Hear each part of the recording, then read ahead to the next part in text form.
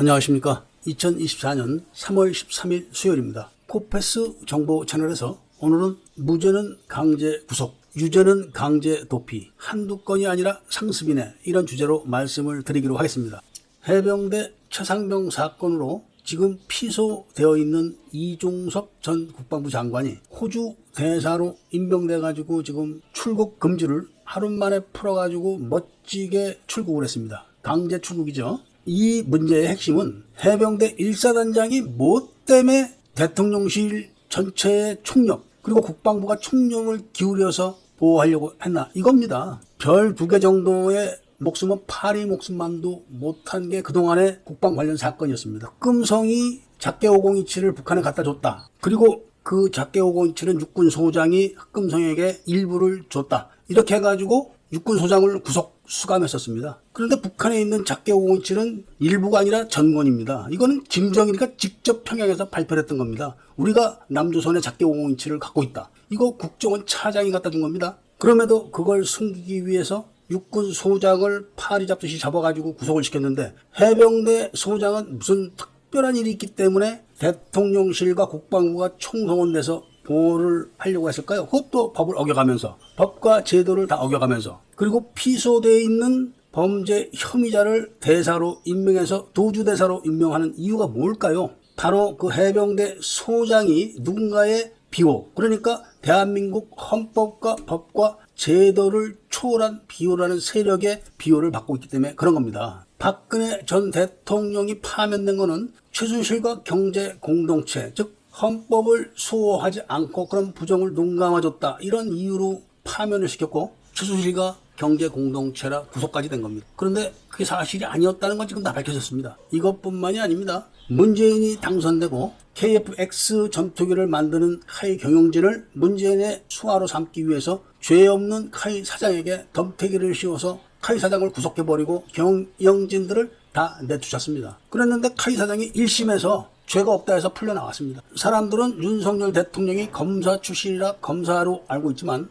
원래 검사였긴 했는데 김대중 정권 말기에 사직서를 쓰고 변호사로 개업을 했었고 노무현 때 다시 검사로 기용됐었습니다. 그러니까 그 바닥에서는 법과 제도가 통하지 않는다, 이겁니다. 이 정도로만 말씀을 드리겠고, 지금 대한민국 근대사를 총정리하시는 분들이 계십니다. 이런 분들이 5.18의 역사를 재정리를 하는데 그동안 지만원과 김대령의 책, 다른 모든 책들을 갖고 연구를 했다가 작게 80.5.18 전자책을 예비역 육군 장성으로부터 전달받고 큰 충격에 빠졌다는 겁니다. 그래서 이분이 교보문고에 가서 직접 작게 80.5.18을 구매를 했다고 합니다. 그런데 김대중과 청주교 장군들의 국정원 적화 공작이라는 책은 없다고 합니다. 이 책은 구글에서도 삭제가 됐습니다. 구글북이죠, 구글북스. 그러니까 국정원에서 책 파는데 전부 다 전화를 해서 팔지 마라, 구글에도 내려라, 이렇게 조치를 했기 때문에 사라진 겁니다. 이분에게 그 책을 무료로 제가 전달을 했는데 그 책을 읽어보시고 수십 년간 정리했던 근대사가 다 거짓말이 돼서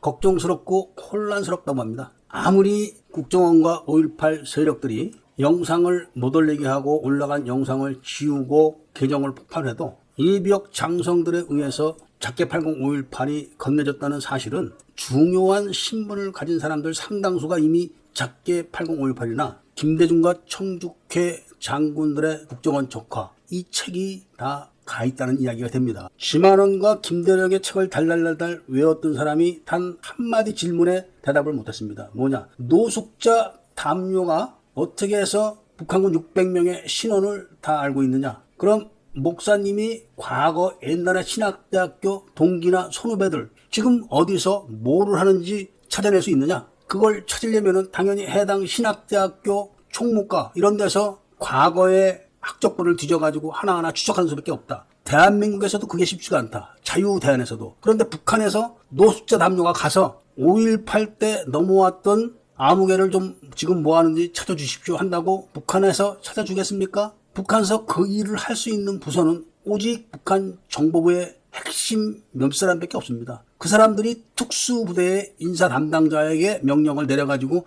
추적을 해서 그걸 찾아내야 됩니다. 그런데 노숙자 담요가 그거를 600명을 한 겁니다. 지만호는 노숙자 담요가 미국 CIA에서 일을 했었다고 하는데 그런 적 없습니다. 그리고 미국 CIA에서 일을 했다는 사람이 무슨 재간으로 북한 정보부에 연락을 해서, 그것도 핵심 세력에게 연락을 해서 5.18 때 넘어왔던 600명의 광수를 하나부터 600번까지 지금 현재 어디서 뭘 하고 있는지를 밝혀낼 수 있다는 게 가능합니까? 라고 물어보니까 그 목사님이 대답을 못 하시는 겁니다. 그리고 지만원과 김대령이 쓴 책들의 첫 번째 첫 페이지 첫 줄부터 거짓말입니다. 5.18의 첫 번째 발단은 전남대학교 앞에 충돌 사건이 아니고 아시아 자동차에 칼비총을 들고 쳐들어가서 차량 2대를 강탈한 겁니다. 이런 확인을 하시고 충격을 받았다는 겁니다. 그리고 육사 출신들 장성되시는 분들은 작게 8058만 사서 보지 마시고 총주께 장군들의 국정원 적화 공작 책도 꼭 사서 봐야 됩니다. 이게 육사와 관계 있는 책입니다. 하루빨리 국민들이 제정신을 차려가지고 진실을 알기를 바라면서 오늘 이야기를 마치고자 합니다. 이야기를 들어주셔서 감사드립니다.